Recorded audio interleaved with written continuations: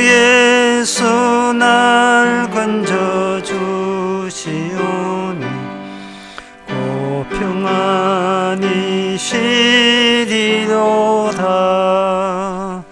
주 예수의 구원의 은혜로다. 참 기쁘고 즐겁구나. 그 은혜를 영원히 누리겠네. 오 평안히 쉬리로다. 다 같이 묵도하심으로 낮 예배를 함께 드리겠습니다.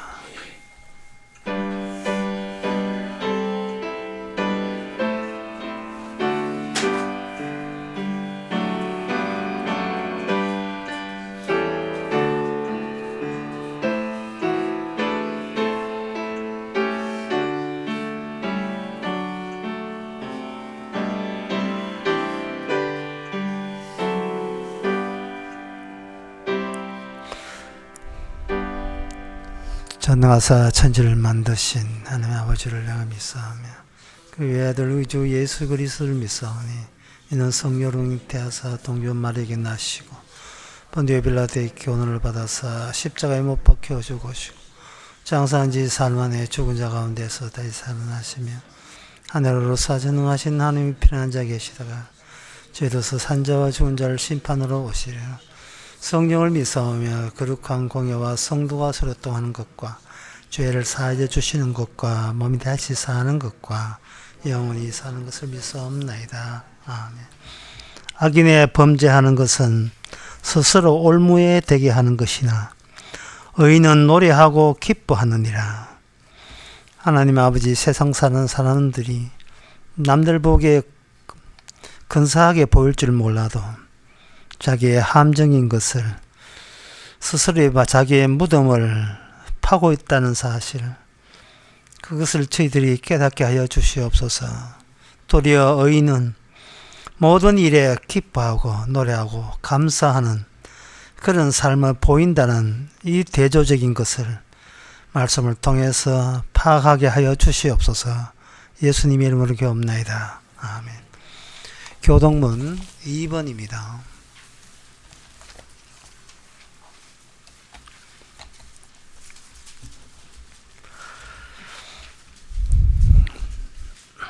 어찌하여 열방이 분노하며 민족들이 허사를 경영하는고. 여호와 그 기름 받은 자를 대적하며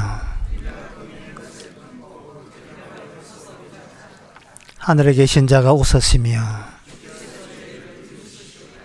그때 분을 발하하며 진노하사 저를 놀려 이르시기를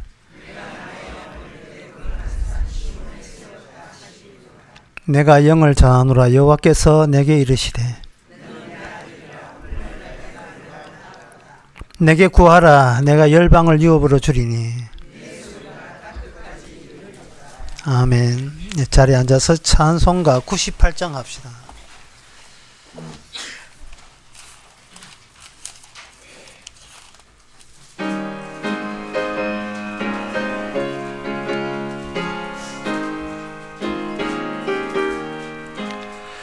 주 예수 내가 알기 전 날 먼저 사랑한 그 크신 사랑 나타나 내 영혼 거듭났네.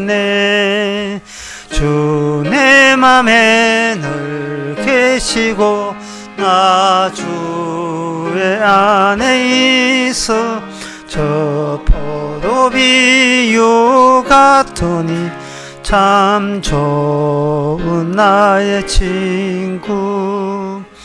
내 친구 대신 예수님 날 구원하시려고 그 귀한 몸을 버리사 내 죄를 대속했네.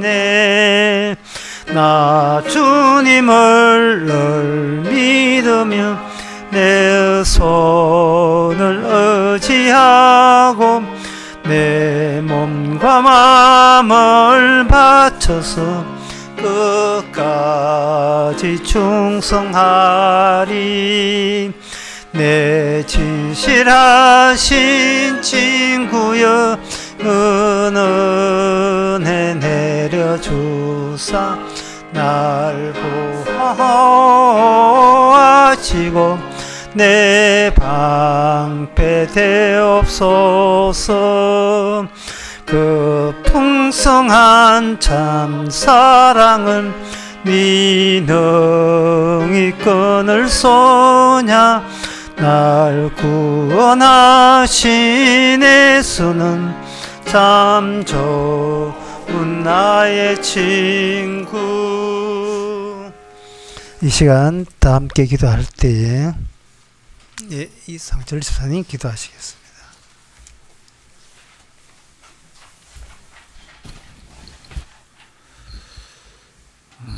주님의 은혜로 이렇게 이 자리에 모여서 말씀을 듣게 해주신 것 감사합니다.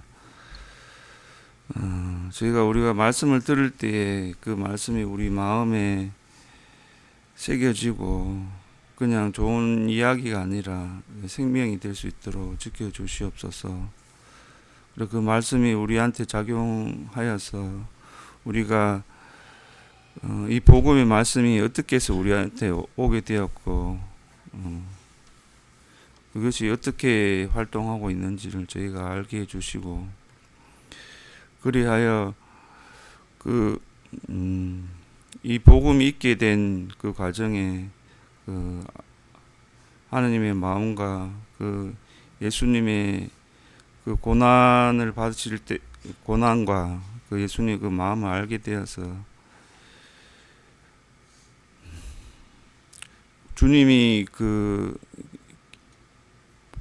주님이 미워하시는 것을 우리가 사랑하지 않게 하시고, 주님 화난 자리에 우리도 같이 화나게 하고, 주님이 기뻐하는데 우리가 도리어 걱정하고 있고, 이렇게 주님과 마음과는 반대로 우리가 하지 않고 주님과 마음과 일치하여서 주님이 기뻐할 때 기뻐하고 즐거워할 때 즐거워할 수 있는 저희들이 될 수 있도록 지켜주시옵소서. 오늘 말씀이 전해질 때도 그 말씀이 그냥 진실로 우리한테 복음이 될 수 있도록 지켜주시옵소서. 예수님 이름으로 기도합니다.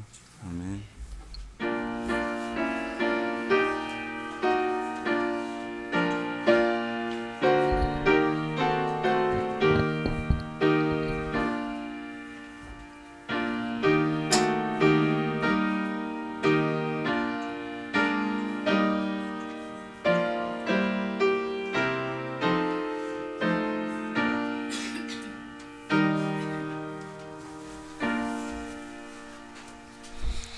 네, 이 시간 광고 시간입니다. 오늘 오후부터 십자가 마을 여름 수련회 있습니다.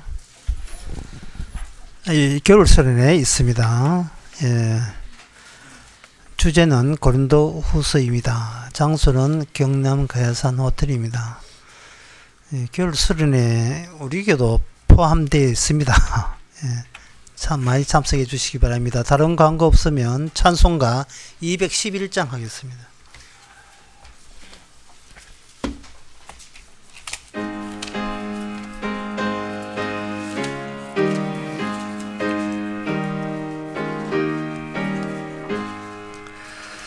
그 참혹한 십자가에 주 달려 흘린 피 샘물같이 늘 흐르니 죄 많은 형제여, 값없어도 다 나와서 내 죄를 고하면 이 눈보다 더 이도록 참 성결롭겠니.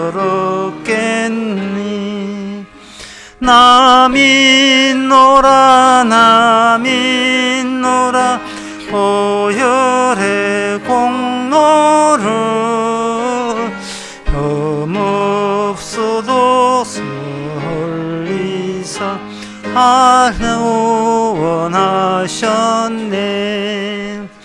온 백성 찬 강도는 제 죄를 깨달아 죄 없으신 주 예수 구주로 믿었네.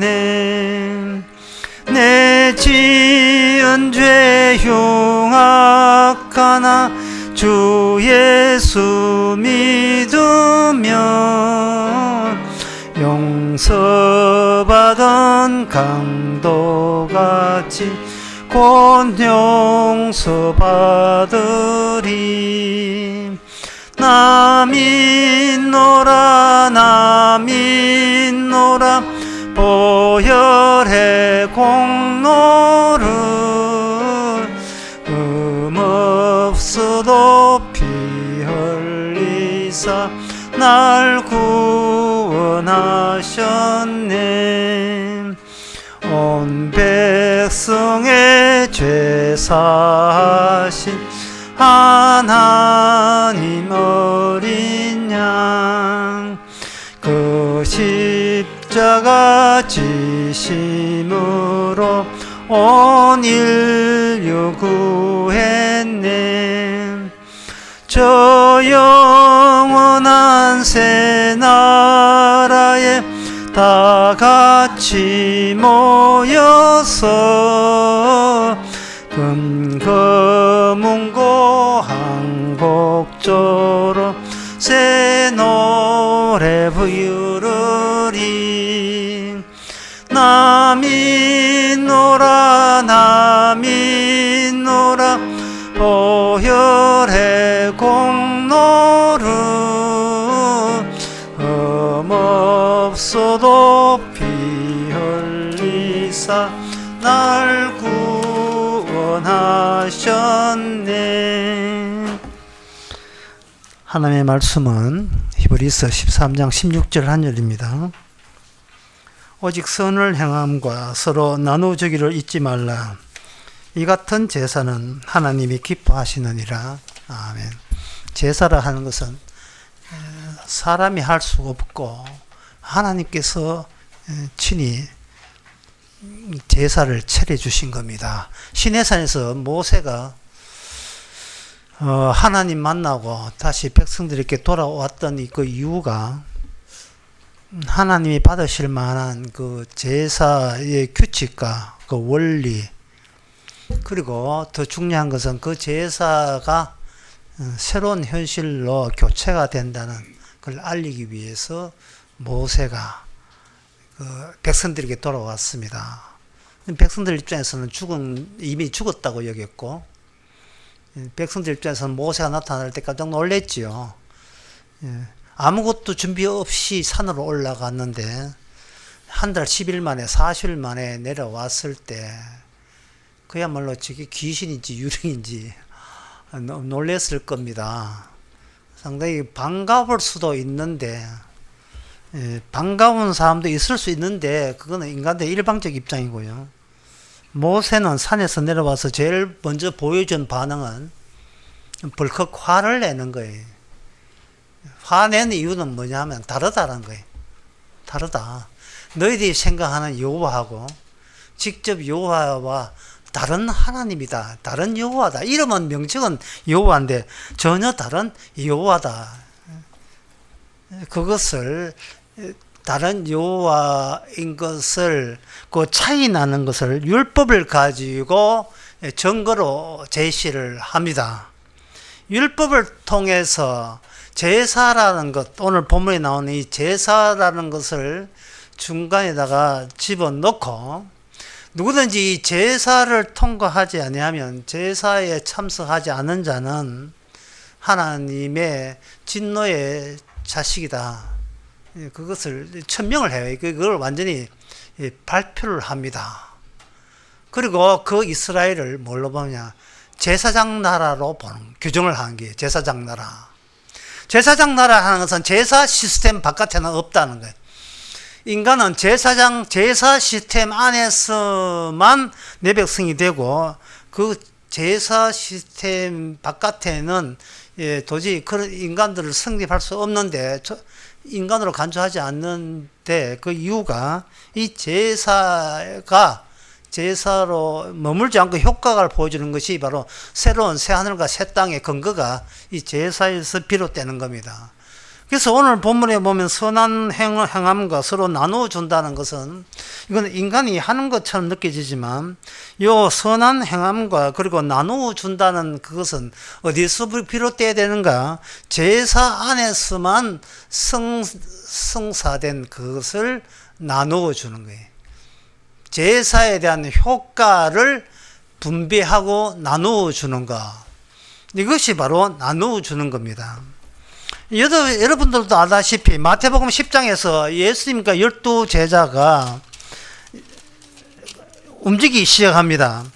그때 이 제자들과 예수님이 제자들을 앞장 세워서 무엇을 하게 했던가를 여러분들이 아셔야 돼요. 무엇을 하게 했던가? 돈 하나 줬습니까? 부자 되게 했습니까? 그들로 하여금 정치적인 시위나 투쟁하라 했습니까? 정권 교체를 그들은 외쳤습니까? 아니죠. 전혀 아닌 거예요. 사람들이 그 사도행전에 나오는 2장과 4장에 나오는 그 모습을 보고 교회라는 것에 대해서 그들은 어떤 자기 욕망을 달성해 주는 걸로 이렇게 생각할 경우가 있어요. 사도행전 2장 그 44절 47절에 보면 믿는 사람들이 다 함께 모여 모든 물건을 서로 통용하고 또 재산과 소유를 팔아 각 사람에게 필요에 따라 나눠주고 날마다 마음을 같이하여 성전에 모이기를 힘쓰고 뭐 이래 돼 있다며. 이럴 때 사람과 재산과 소유를 팔아서 각 사람에게 필요에 따라 나누어 줬다는 이 대목에 대해서 구미가 땡기는 거예요. 없는 사람들도 교회 나가면 도움을 받을 수 있겠다는 거. 그리고 그렇게 도움 주는 그것이 우리가 기대했던 산타크로스 할아버지 같은 사랑의 하나님의 전형적인 하나님의 나타남이 바로 이거잖아. 예? 역시 하나님은 기대에 부응하는 하나님이구나. 내가 어릴 때 도와주는구나. 이렇게 생각하고 교회 사람들이 모여들었어요. 사도행전 4장 32절은 마찬가지입니다. 믿는 무리가 모여서 한마음 뜻이하여 모든 물건을 서로 통용하고 제 물건을 조금이라도 내 것이라 하지 않았다. 뭐 당근 마켓이에요. 뭐예요? 그냥 당근 매시는 사람 돈 주고 사고 팔고는 있지. 그냥 이 바자회를 매일같이 반복했다는 이야기를 들려올 때 빈민구제하기 위해서 주께서 이렇게 하게 하셨구나. 야, 역시 교회는 세상과는 달라. 이런 점에서 달라. 역시 교인들은 천국 사람 맞아. 뭐 이런 식으로 그들에게 다가올 그 유혹거리가 된 거죠. 그러나 마태복음 10장에서 제자들과 12제자가 뭐를 이야기했습니까? 그들은 세상 심판을 이야기했어요. 먼지를 떨어버려라. 예수님의 말씀을 듣지 않거든 먼지를 떨어버려라. 이거는 이미 그 잘린 자들이다. 그들은 지옥 갈 자들이다. 지옥이냐 천국이냐 그걸 결정하는 그 기준점을 너는 내 앞장서서 그걸 외쳐라. 이렇게 이야기했어요. 재정적인 도움을 받고 그런 거 없어요. 그냥 회개하라. 이 세례요한도 마찬가지예요. 회개하라. 심판날이 가까이 왔다. 예, 심판날이 가까이 왔다. 알고 없는 자는 지옥 가고 알고 있는 자는 그 천국에 들어간다. 이제 그 이야기 했잖아요.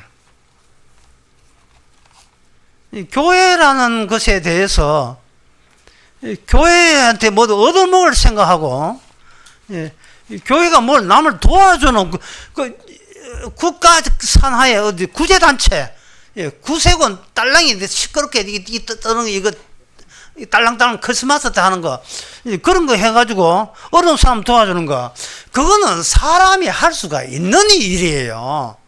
사람이. 그러나 성경은 이 제사 자체가, 아까도 이야기했지만 제사 자체가 사람이 할 수 없는 일입니다.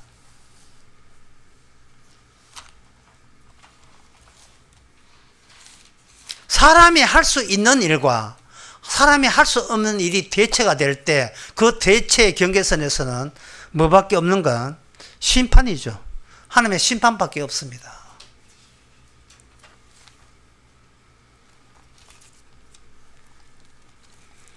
누가복음 18장 8절에서 예수님께서는 분명히 하였어요. 마지막 때에 믿음이 있겠느냐?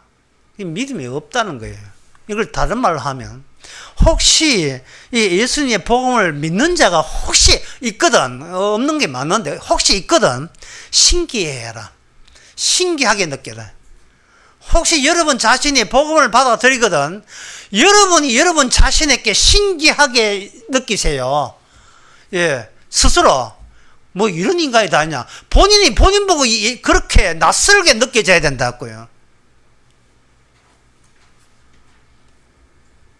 왜냐하면 우리는 잘 알아요. 우리가 우리 자신에게 미쳐 있다는 거예요. 우리 자신에게 미쳐 있는데 어느 날 갑자기 말씀에 미쳐 있다. 여러분 이게 신기하지 않습니까? 이미 인간은 이미 마귀로 창세기 보면 이미 마귀한테 세뇌당하고 있었어요. 마귀는 항상 인간에게 이렇게 해야 합니다. 갖고 싶은 거 갖게 해줄게. 소원을 말하라. 내게 소원을 말하라. 갖고 싶은 거 갖게 해줄게. 그런 식으로 꾸준하게 인간은 마귀의 부속품이 되어서 그동안 살아왔었어요. 그게 우리 자신입니다. 우리 자신. 그런데 이게 대조가 돼요. 차이가 나는 거예요. 그 차이 나는 것이 요한복음에 나와 있는데 잠시 소개하면 이렇습니다. 요한복음의 17장에 보면 영생은 그 유일하신 참 하나님과 그의 보내신 예수 그리스도를 아는 것이다. 이렇게 딱 했어요. 여기 영생이 나와요. 생명이 나옵니다. 해놓고 그 다음에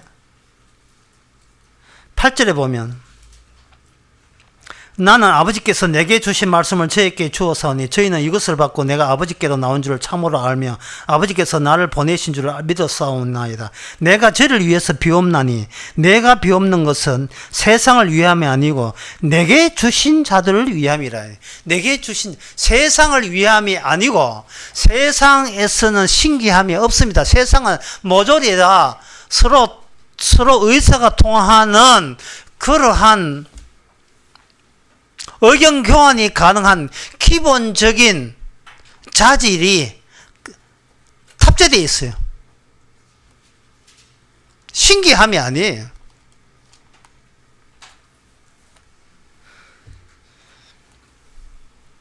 그걸 저는 권력의 생태학이라고 하는데, 이 사회라는 것은 권력에 참여해서 그 권력의 일부로 내가 새로운 주체를 획득하는 거예요. 집에서 우양우양 하는 거 말고 사회에서 너는 이렇다, 너는 이런 인간이다 라고 내 주체를 확립해 주는 그 장소는 사회입니다. 사회에 권력이 있어줘야 거기서 나는 사람 되고 주체 대우를 받는 거예요. 이미 우리는 그런 식으로 우리는 여기 이 사회의 사람으로 입이 접어들었습니다.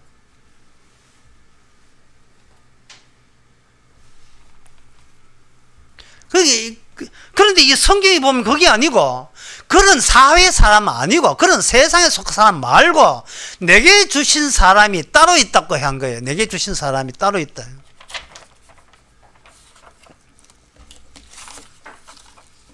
이 가룟유다 같은 경우에 여러분들이 예수님의 제자지만 자살로 인생 마감했는 거 잘 아시죠? 마귀로부터 갖고 싶은 거 뭐 있어? 내가 갖다 줄게.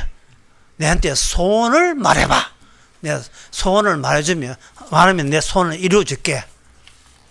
그렇게 할 때 그들은 이게 마귀가 인간을 그런 식으로 다루고 있다는 생각을 못하고, 그게 하나님이, 예수님이 그렇게 우리 소원을 들어준다고 하는 거예요. 여러분, 마귀가 예수님으로 변신했다는 생각을, 그걸 여러분 안 해봤습니까? 마귀가, 이게 고린도후서 11장에 나온 이야기예요. 이번 수련회 고린도후서 합니다. 고린도후서 11장에서 마귀가 어린 양으로 변신해요. 이건 요한계시록에도 나온 이야기예요. 우리가 부르는 예수가 실은 마귀가 예수로 변장해가지고 내게 기도해봐, 철학해봐, 새벽 기도해봐, 내게 나와, 내 소원 들어줄게. 그런 식으로 마귀가 그만한 능력도 없이면서 인간을 다루었겠어요? 마귀가 인간에게 계속 심어준 것은 뭐냐 하면, 평생 살면서 내 인생은, 내 삶은 내 것이라는 것이 점점 굳어지게 만들어요. 이게 갈수록. 그런데 만약에 복음이 또는 주님이 와서 이제 와서 내 것이라 여기 있는데 네 것이 아니고 내 것이다 라고 어떤 분이 등장할 때, 여기에 우리는 극도의 모멸감을 느낍니다. 모멸감을 느껴서 모든 그 삶의 하나하나가에서 사력을 다하여 예수님의 말씀을 밀어내려고 시도를 하게 돼요. 예수님의 말씀이 정말 안 듣게 놓은 것, 그런 모임이 없는 것, 어떻게 하면 거기 빠질 수 있는 핑계를 댈 수 있느냐.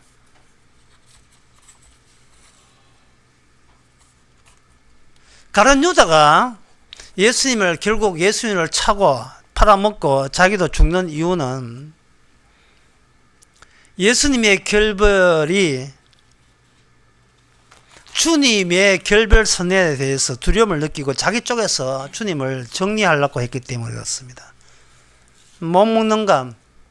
결론을 보자. 왜 그러냐 하면, 주께서는 내 백성은 이미 확정한 거예요. 내 백성은. 네가 아무리 노력해도 주의 세계에 합류할 그런 능력은 네 쪽에서는 나오지 않는다로 확정지었던 거예요. 내가 노력해도 구원받지 못한다면, 주님께서 까였다면 내 쪽에서 주님 까면 되잖아 하는 식의 그러한 모습. 그래서 모든 인간은 전부 다 궁극적으로 하나님을 살해하는 살인자들입니다. 가인의 후예들이에요. 그 살인 본능이 하나의 씨앗처럼 갖고 있는 거예요. 아무리 하나님이고 아무리 예수지만 어떻게 내 인생을 내 거라고 여기고 그렇게 엇박지로 나오느냐. 내가 내 인생 만들기 위해서 얼마나 많은 수고와 희생과 양보와 정성을 다했는데 이제 와서 네 건 없다, 다 내 것이다, 네 인생은 내가 알아서 한다, 네가 알아서 하는 거 아니다, 이래 나오니까 우리가 할 수 있는 것은 주님을 죽여버리는 것 외에는 더 할 게 없습니다. 이게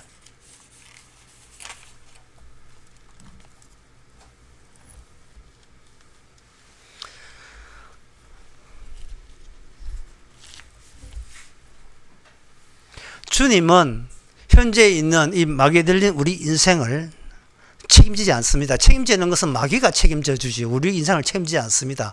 주님께서는 어떻게 하느냐, 이 제사를 통해서 우리를 죽여버립니다. 이게 주님의 목적이에요. 지난 나설교도 마찬가지였어요. 우리를 버릴 만한 곳에 쓰레기로 버림으로써 우리가 주님이 차려놓은 제사 밥상에 우리가 거기에 죽음으로써 합류시키는 것, 그게 바로 최고의 복입니다.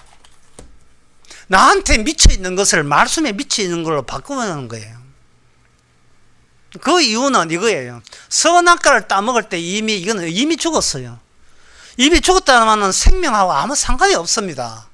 생명하고 상관이 없는 인간을 선악과 따먹어서 그게 전부인 줄 알고 어떤 경우라 선과 악의 양심은 지키겠다고 버티고 있는 인간을 무슨 수로 영원한 천국에 들어갈 수 있겠습니까? 이게 뭐 안 되거든요. 안 되니까 주님께서 중간에 제사를 집어넣은 거예요. 제사를 집어넣어서 그 제사에 인간들이 할 수 없는 죽음, 일반인들이 경험할 수 있는 특이한 죽음에 자기 백성을 거기다가 합류시키는 방법, 이게 바로 제사 방법 외에는 다른 방법은 그런 수가 없습니다. 다른 방법은 없을 수가 없지요. 이게 하나님의 처방은 뭐냐? 선한 거 따먹었잖아요. 선한 거 따먹었으니까 주께서 처방은 뭐냐? 사약을 내리는 거예요, 우리한테. 너는 사약 맞을 만해서 내린다는 거예요. 그래, 따먹지 말라는 걸 왜 따먹었어? 그러니까 현재 뭐 지금 문제 있는 너를 네가 어떻게 바꾸어서 뭐 어떤 식으로 구원받을까, 그러한 그 종교적인 방식, 그 마귀가 집어넣은 거거든요. 그게 그런 거 하지 말고 내가 준 사약을 줄 테니까 그거 맛있게 먹고 그냥 죽어버려. 근데 그 사약에서 나오는가? 제사에서 나와요. 제사에서.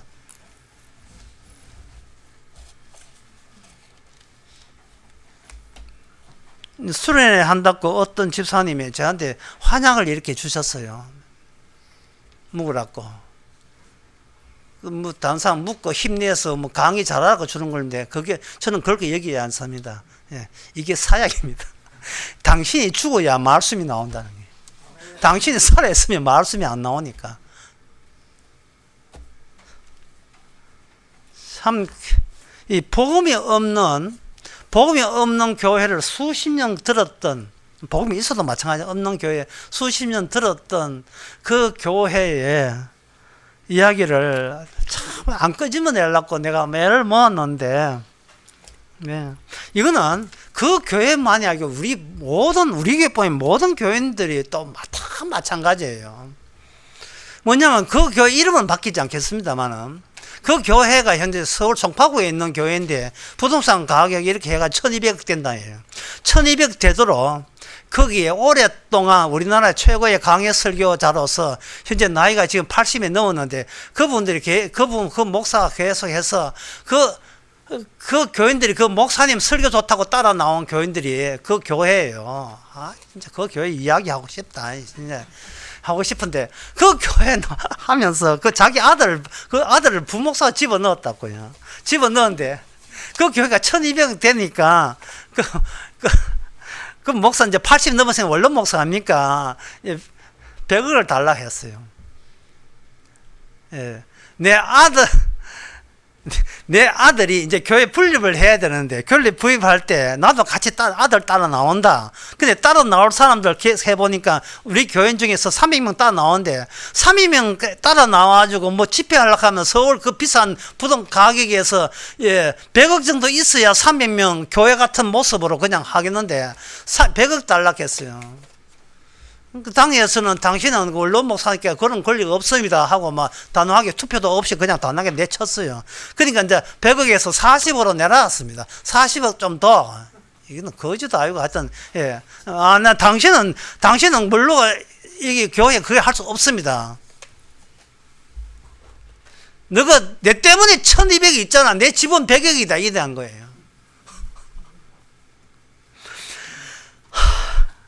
제가 화가 나는 것은, 한 번도 그 교회, 그 교인들이 그 목사의 설교가 복음인지를 검토해 본 적이 없어요.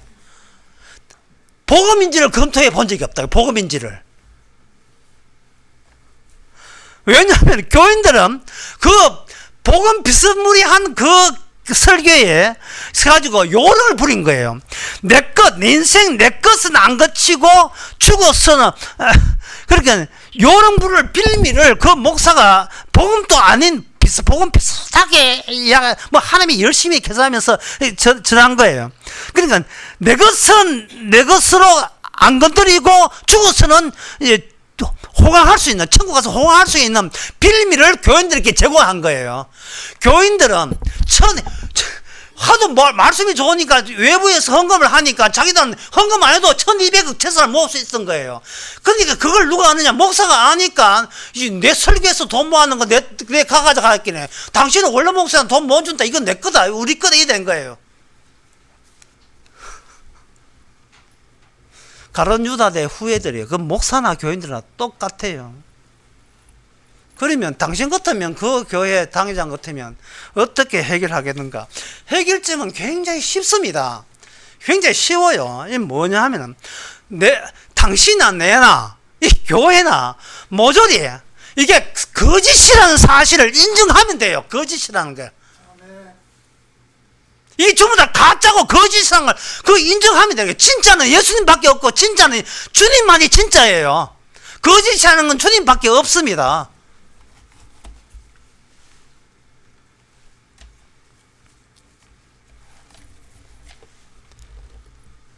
이제 여러분들이 이제 이해되죠? 내 것 안 다치고, 내 소유, 내 재산 안 다치고, 복음만 듣고 구원받겠다는 이 수작, 이 요령꾼들. 그것을 그 목사는 그게 진짜 성도인 줄 알고, 교인 줄 알고, 계속해서 그는, 세상 교회와는 다른 진짜 복음적인 교회라고 설교를 해 왔는데, 그게 나중에 보니까 돈 안 내는 거 보고 야 이것들이 과연 이 대단한 이 강의 설계 대가 나를 이용했구나. 그렇다면 내가 이제 나이 80 넘었지만 내 아들 위해서 너를 한 뻔때를 한번 보여줄게. 100억 내놔. 이런 거예요. 100억 내놔. 둘 다 사약을 먹을 생각은 전혀 없어요. 둘 다 목사나 교인이나 사약 먹을 없습니다. 그러면 이 사약을 먹으면 어떻게 되느냐? 사약을 먹으면 이 기쁨과 고마움이 되는데 이게 뭐냐 하면 내가 비로소 눈이 떠져서 내가 거짓이라는 사실을 발견됩니다. 그게 갈라디아서 5장 24절이에요.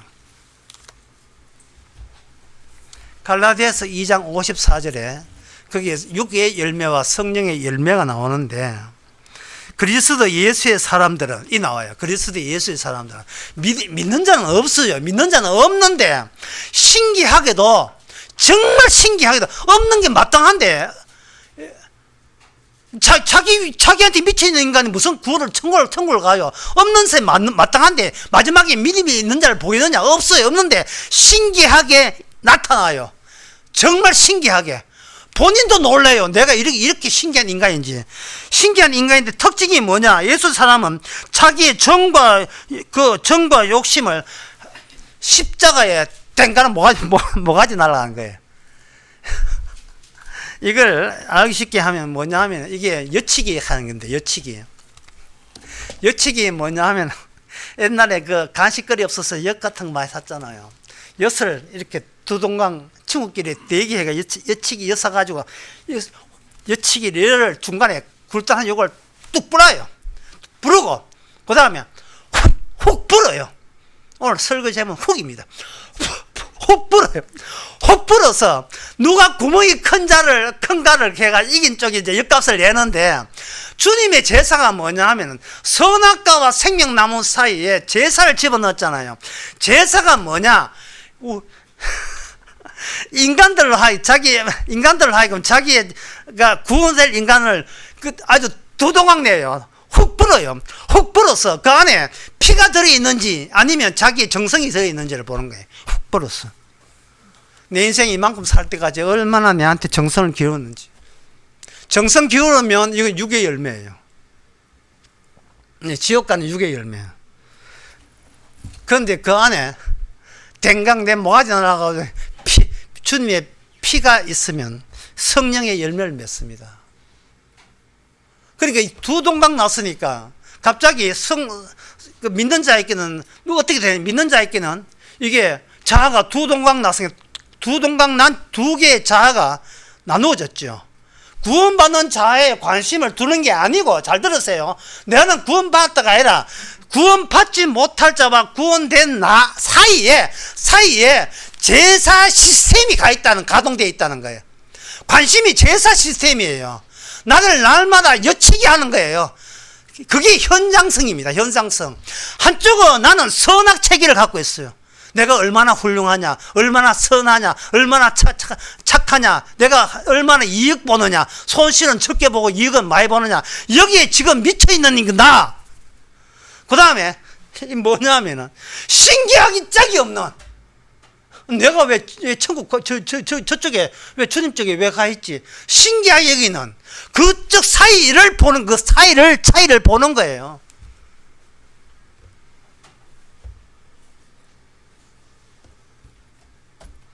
그게 바로 제사의 제물입니다. 사도 바울이 복음을 전할 때 그 복음을 전하는 목표가 분명히 나와 있습니다. 로마서 15장 16절에 보면 이 은혜 곧 이방인을 위하여 그리스도 예수의 일꾼이 되어 하나님의 복음과 제사장의 직무를 하게 하사 이방인을 제물로 드리는 그것이 성령 안에서 거룩하게 되어, 이방인을, 율법도 없고 아무것도 없는 이방인을 제물로, 제단에다가 제물로 바치는 그 작업의 장소에 마음을 두고 있다. 마음을 두고 있다. 저 사람이 어떻게 구원되고 안 되고 문제가 아니고 그 과정에 뭐가 있느냐. 그 과정에 아까 기도한 집사님이 뭐라 했습니까? 기도하면서 너무 작게 해서 잘 안 들었어요? 어떻게 구원되는지 그 과정에 초점을 못 추자 이 말이죠. 그게 바로 유칙이에요. 이게 새로운 자가 없으면 유칙이가 성립 안 됩니다. 나는 얼마나 착한지 예수까지 믿는다. 자기 의미가 자기한테 소환돼요. 자기가, 그건 가룟 유다지요. 쪼가리 나지를 않는다니까요. 예, 쪼가리 나가지고 안에 뭐가 들어있는지를, 예, 확인할 게 없어요. 그러나 신기하게도 성령이 와서 주님한테 구원받는 백성이 된다면 양쪽으로 이게 완전히 두 조각, 몸이 두 조각 난다고. 여기 마술사들이 마술할 때, 예, 그 미녀를 두 조각 내잖아요. 톱으로 썰어가지고, 뭐, 관객들 놀래죠. 내가 왜 저쪽에 가 있지? 이쪽이 적당한데, 예.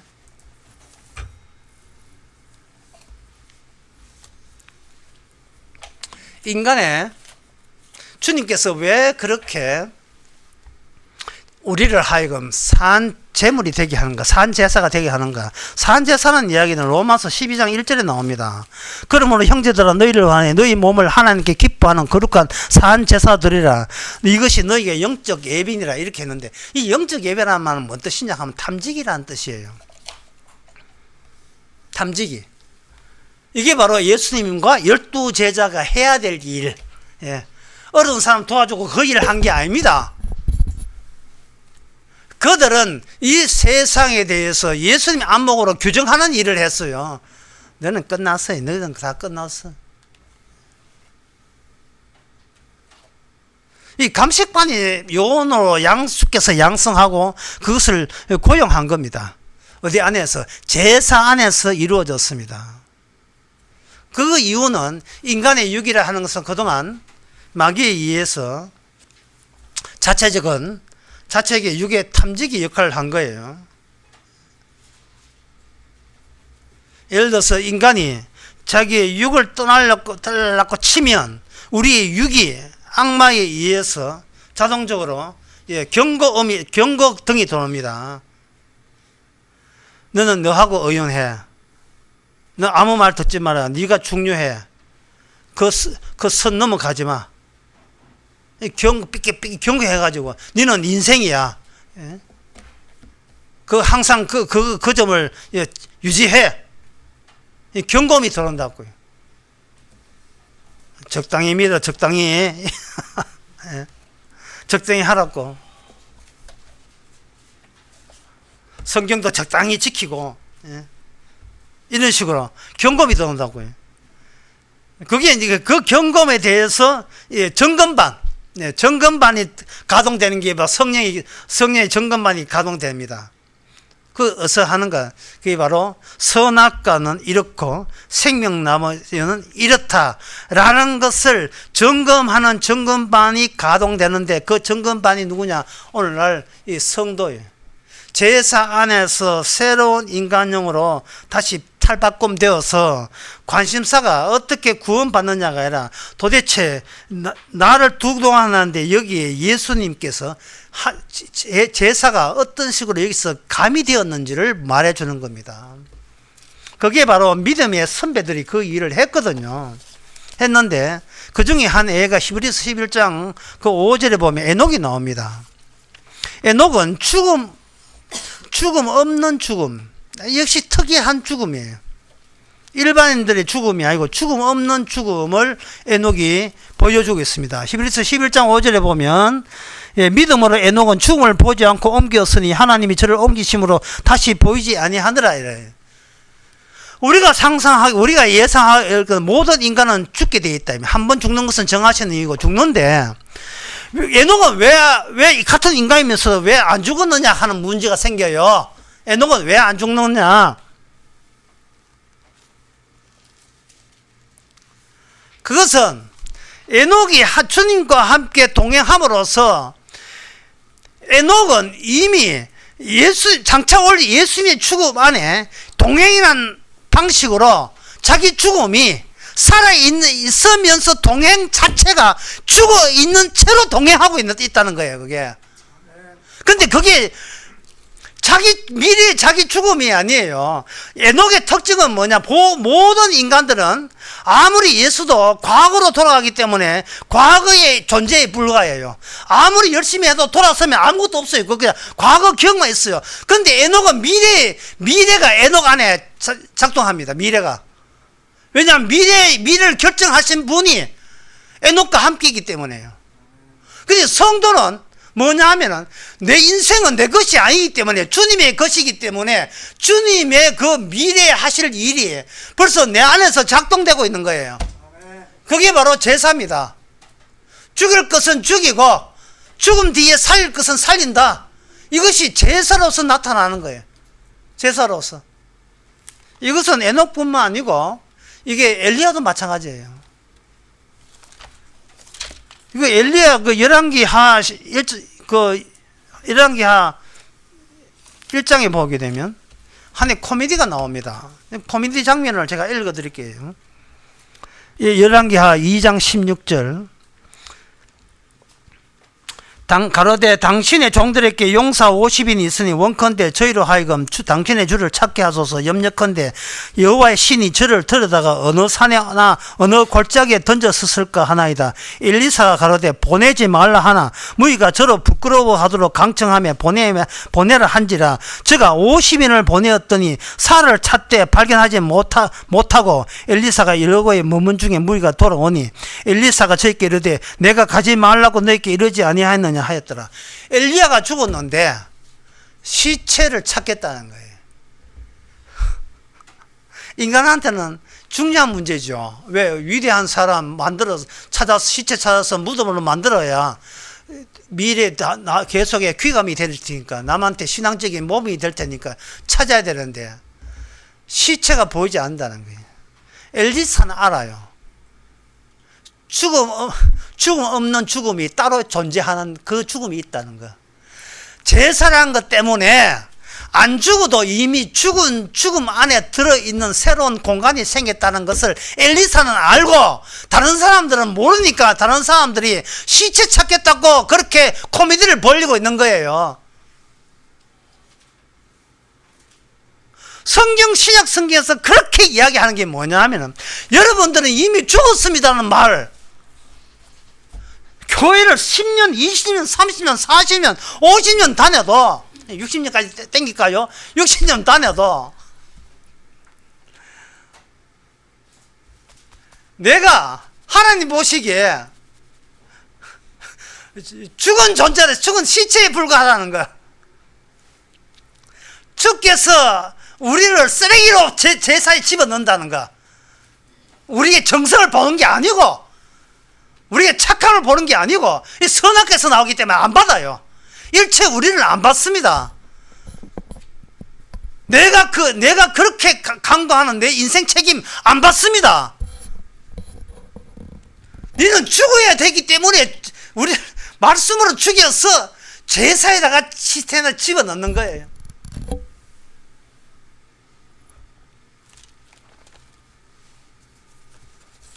사는 게 능사가 아닙니다.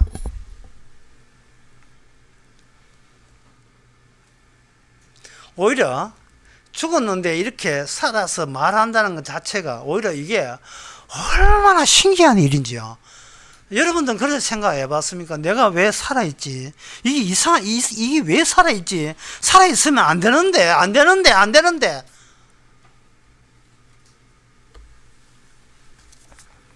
준 부모 지키지 말고요. 본인부터 생각해 보세요. 본인부터. 나는 살아있는 자. 이 엘리야, 엘리사, 그 다음에 그 에녹 죽음을 보지 않잖아요. 엘리야 불새를 타고 갔습니다. 지상의 상황과 하늘의 상황과 달라요. 완전히 다른 정도요. 완전히 대치되어 있다고요. 반대가 되어 있다고요. 지상에는 마귀가 지고 있으니까. 거기고 엘리사, 열왕기하 13장에 보면 21절에 보면 이거는 엘리사가 죽었다, 시체 있다가 새로운 의미를 부여받게 돼요. 이게 뭐냐면 마침 사람을 장사하는 자들이 그 적당을 보고 도적을 보고 그 시체를 엘리사의 묘실에 던지매 시체가 엘리사의 뼈에 닿자 희생하여 일어섰더라. 이거는 에녹과 엘리야는 그냥 지 한 몸 그냥 부활했잖아요. 근데 엘리사는 이게 예수님이 오실 때와 더 근접되어 있으니까 가까우니까 예수님의 의미를 엘리사 시체에다가 더 포함이 되는 거예요. 이거는 단순히 시체 있다 없다가 아니라 시체는 있는데 남을 살리는 시체. 죽었는데 그 죽음에서 비로소 죽어야 나올 수 있는 생명나무의 영생. 그게 엘리사에서 맛을 보여준 거예요. 그리고 난 뒤에 요한복음 11장에서 예수님께서 나를 믿는 자는 죽어도 살겠다는 이 말, 오빠 나사로는 이미 죽은 자였어요. 이 죽고 난 뒤에 날만 사는 게 아니고 이미 살아있을 때부터 이미 죽은 자였어요. 그런데 여동생 마리아는 그걸 몰랐어요. 살아있다는 게 신기함으로 다가온 적이 없어요. 살아있으니까 뭐 내가 예수서 살아있겠지 이렇게 생각하는 거예요.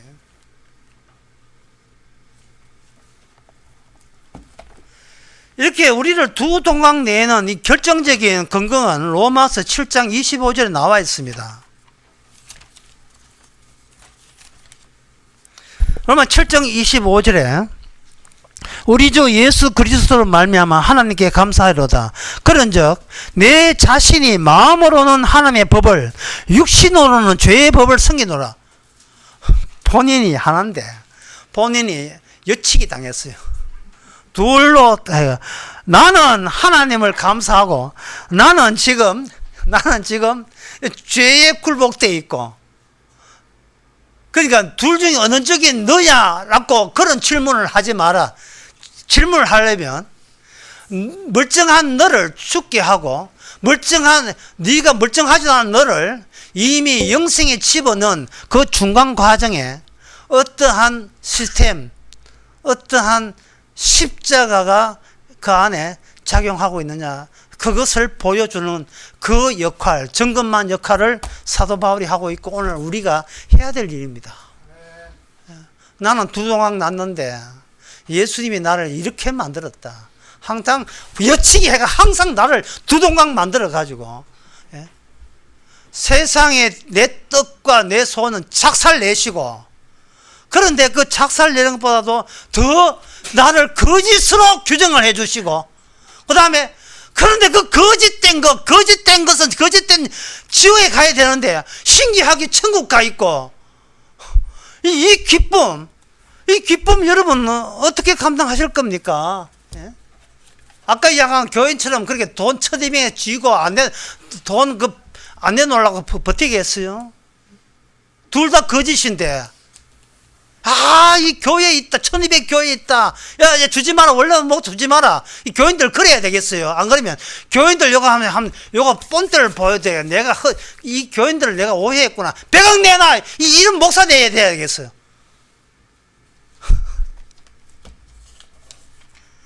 여러분, 자신이 거짓이라고 드러나는 이것이 바로 사랑입니다. 구제요. 구제에 대해서 고린도서 13장 이렇게 얘기합니다. 네 온몸을 바쳐서 구제할지라도 사랑이 없으면 아무것도 아니고. 원래 초대교회 때 구제하라고 7집사 했잖아요. 세워놨잖아요. 7째 세워놓은 그 7집사가 쥐 할 건 안 하고 엉뚱하게 지금 설교하고 있습니다. 스데반 집사도 그렇고, 여기 사도행전에 그 8장에 보면 빌립 집사가 나오는데, 빌립 집사가 구제하려고 성령께서 움직인 게 아니에요. 사도행전 8장 29절에 성령이 빌립들어 가라. 어디 뭐 구제하러 가야 됩니까? 아닙니다. 가니까 여기에 광야의 사막에 이디오피아 내시가 마차 타고 내려가고 있더라. 그런데 이 희한한 타임이 내려가면서 자기가 이제 마차 타가지고 뒤에 책을 읽는데, 그 책도 희한하게 이사야를 읽고 있어요. 그런데 무슨 뜻인지를 몰라요.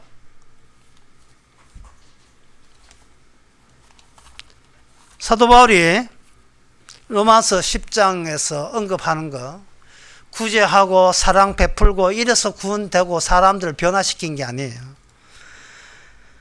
말씀이 네 입에 있으니, 말씀이 입에 있으고 네 마음에 있다 했으니, 그게 우리가 전파하는 믿음의 말씀이라. 그 말씀을 믿는 자는 누구든지 구원을 얻으리라. 이래 돼 있어요.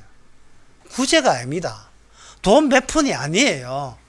형편 어렵다, 경제 형편이 문제가 아닙니다. 몸의 건강 문제가 아니고 말씀에 있습니다. 그래서 사도 바울은 그런즉 믿지 않는 자를 어찌 부르리요, 듣지 못한 자를 어찌 믿으리요, 전파하는 자가 없으면 어찌 들으리요, 보내심을 받지 않으면 어찌 이 말씀을 전하겠느냐. 이 보내심을 받은 말씀을 전한다더라. 너희 발이 아름답다. 너희 발이 아름답다. 이건 뭐 말씀에 미친 거죠. 말씀에 미친 거죠. 시도 때도 없이 자기 아내 보고 말 이야기하고 아내는 듣기 싫어. 누가 돈 주고 누가 시켰습니까? 예? 일당 줬어요. 아니, 말씀에 미치는 것이 일당 얼마 받았어요? 그거 하는데. 목사 설교하는 것이 일당 받고 하는 겁니까? 월급 받고 하는 거예요? 그런 겁니까? 여러분들이 교회 나온 것이 한 달에 하루에 뭐 5만 받고 나왔어요. 이 자리에.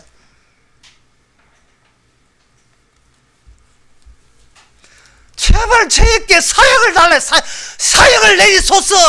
전하. 선악까지 미쳐가지고 지 잘난 체하고, 예, 나 이렇게 훌륭하다. 그런 괴물을 무슨 수로 이걸 죽일 겁니까? 그것도 내가 자살하는 것은 가련주다 방식이고, 그 방식 말고 사역을 내려야 돼. 사역을. 예? 그 주님이 죽었던 거 있잖아요. 피. 그 피를 먹고 마시지 않으면 영생이 없는 거예요.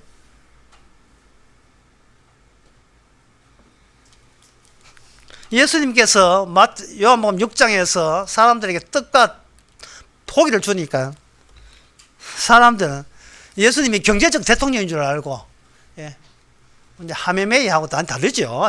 경제적인 이란 대통령 다르죠. 경제적인 대통령인 줄 알고 우리 대통령 삼읍시다. 이래 나온 거예요. 투표가 자기들 임의대로 해서 임의대로. 그러니까 주께서 떡을 준 게 아니에요. 주께서 주신 것은 표적이라고 분명히 요한복음 6장에 분명히 나옵니다.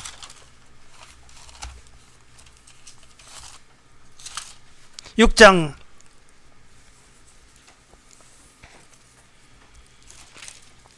6장에 보면 6장 26절에 예수께서 대답하여 가라사대 내가 진실로 진실로 너희는 너희가 나를 찾는 것은 표적을 본 까닭이 아니요 떡을 먹고 배부른 까닭이다. 그러니까 여기 표적과 자기의 현재 자기 먹고 살기 위해서 난 자기는 살아 있으니까 살아야 된다는 거예요. 이게 벌써 발상이 잘못된 거예요. 죽어 있는데 자꾸 살아야 된다는 거예요. 살아야 된다고 하면 탐욕은 이 신기함을 없애버립니다. 구원받는 신기함이 언제 사라지는가? 여러분 욕심을 부릴 때 갑자기 은혜 받은 건 다 날아가 버려요. 더 살아야지. 남한테 미치지 않고 살아야지. 이런 식이에요. 표적을 날리 보낸 거예요. 그러니까 그들이 말하기에 내가 썩는 양식을 위하여 일하지 말고 영생하도록 있는 양식을 위하라. 너가 살고자 하는 것 자체가 썩었고 살고자 하면서 먹는 떡도 썩었고 네가 썩으니까 네 떡도 썩었다 이 말이죠. 주님이 주신 그 오병이어도 네한테는 다 썩은 걸로 받아들여야 되는 거예요. 그러니까 그들이 그러면 어떻게 하면 우리가 영생의 일을 하옵니까 하니까 나를 믿어라. 네가 하는 게 아니고 너는 죽어 인간이니까 네가 하는 거 없고 내가 한다.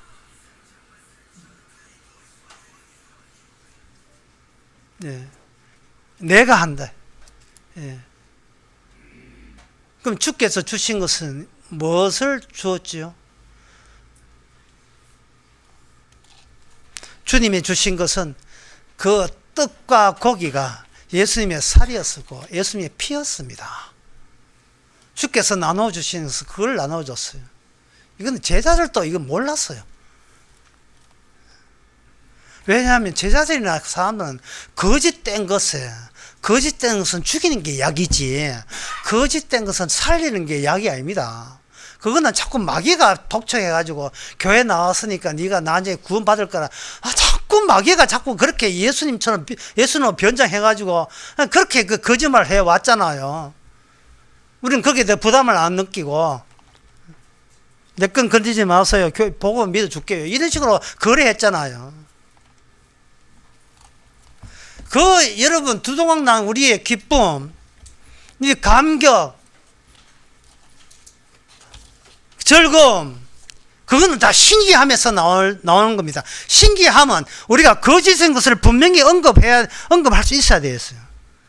그래서 내가 참 복음 제 입장에서는 복음인데요. 복음 하나 소개해 드리겠습니다.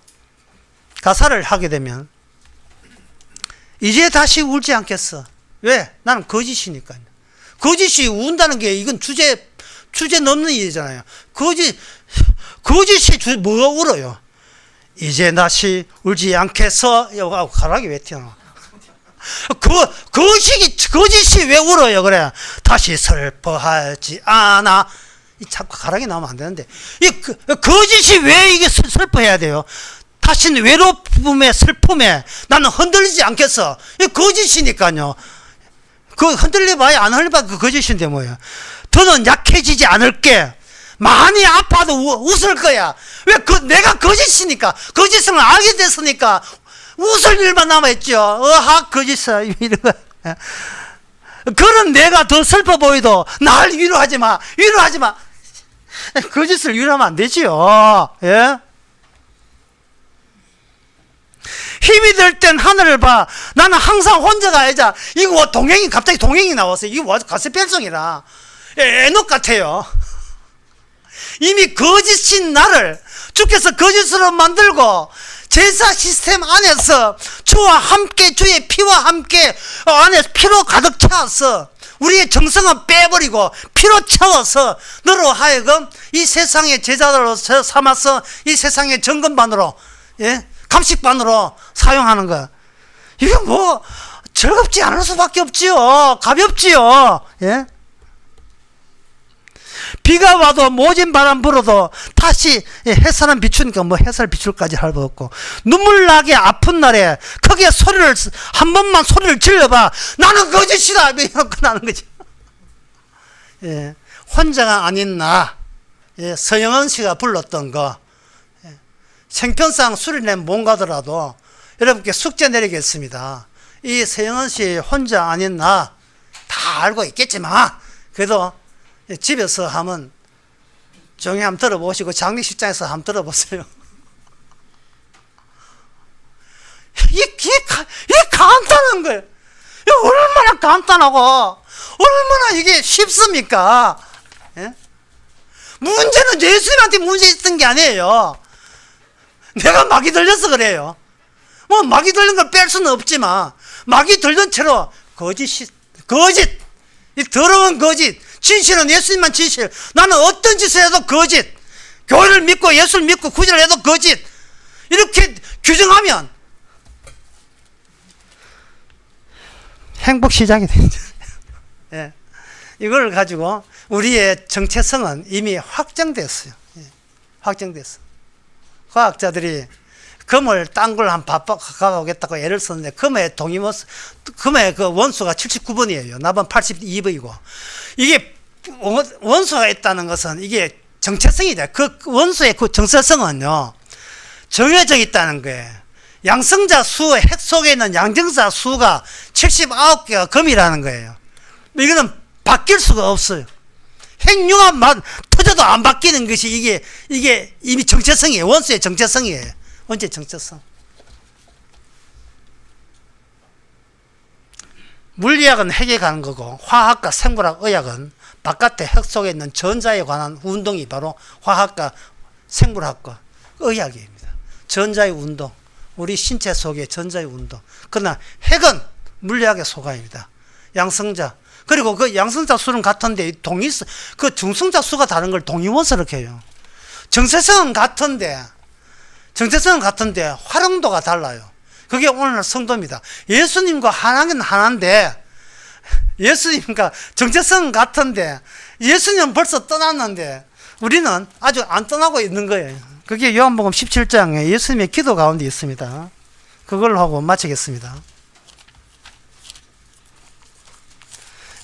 이 요한복음 17장 이 말씀을 이렇게 말씀드릴 테니까요, 스스로 한번 보세요. 이게 화가 나는지 안 그러면 너무 감사한지 여러분들 스스로 한번 점검해 보세요. 이건 제가 관여할 문제가 아닙니다. 요한복음 17장 12절부터 가룟 유다가 그 중에 하나도 멸망치 않고 오직 멸망의 자식뿐이오니 성경에 응하며 함이라. 그 다음에 14절에 내가 아버지의 말씀을 저에게 주었사오니 세상이 저를 미워하였사오나 이는 내가 세상에 속하지 아니함 같이 저희도 세상에 속하지 아니함을 임하입니다. 내가 비옵는 것은 세상을 데려가심이 아니라 저를 악에 빠지지 않게 하기 위해서 내가 세상에 속하지 않음 같이 저희도 세상에 속하지 아니했습니다. 이게 일방적인 예수님의 일방적인 결정이에요. 이게 예수님의 제사 중심에서 이 예수님의 하셔야 했던 일을 증거하기 위해서 모집된 사람이 바로 여기 너희에 해당되는 사람이에요. 이미 결정되어 있기 때문에 이거는 내 인생이 아니고 주님의 인생입니다. 옛날부터 주께서 써먹기 위해서 뽑아놓은 거예요. 결정을 우리 자신에게 묻지 마시고 주님한테 주님의 지시를 받고 움직이시기 바랍니다. 예, 그 지시는 뭐냐? 십자가가 크게 보이고 제사의 다 이루심이 크게 보이는 거. 그 말씀을 나누어지는 여러분들이 제대로 된 구제, 생명을 구제하는 여러분들입니다. 기도하겠습니다. 하나님 아버지, 아무것도 아닌데, 그야말로 진짜로 아무것도 아닌데 슬퍼하거나 자신에 대해서 실망하거나 분노할 어떤 자격도 없는데 도대체 누가 우리를 이렇게 삶에 지치게 만드는지, 그것이 우리의 옛사람인 것을 이제는 그걸 발견하고 기뻐하는 저희들 되게 하옵소서. 예수님의 이름으로 기도합나이다. 아멘. 다 같이 일어나셔서 203장 합시다.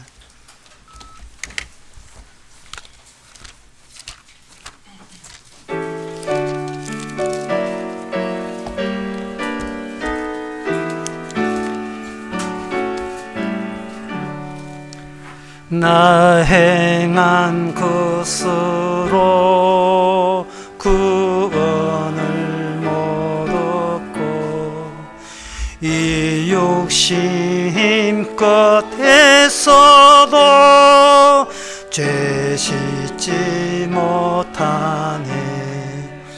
나 혼자 힘으로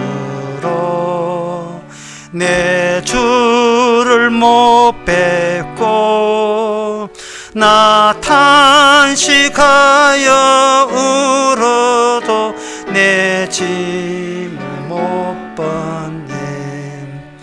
주 예수 공로론 내 짐을 벗기며 주 예수 흘린 피로써 나 평화 얻겠네. 주 예수 사랑이 내 근심 쫓으며 내 병든 영혼 고치사 참 자유 주시네. 주님께 감사와 또 찬 드리며 그 거룩하신 사랑을 늘 바라봅니다. 내 모든 근심과 내 모든 두려움 주 묻히셨던 무덤에 다 묻어버리네. 은혜의 하나님 나 의지합니다. 주 예수 나를 부르사 자녀로 삼았네. 그 사랑 크시니 나 주를 기리고 주 다시 사시었으니 나 다시 살겠네. 아멘. 기도합시다. 지금은 우리 주 예수 그리스도 은혜와 하나님의 크신 사랑과 성령의 충만하심이 주님이 원하고 이미 택정하신 자를 건져시는 이 신기함에 같이 동참하는 모든 성도들과 함께 있을지어다.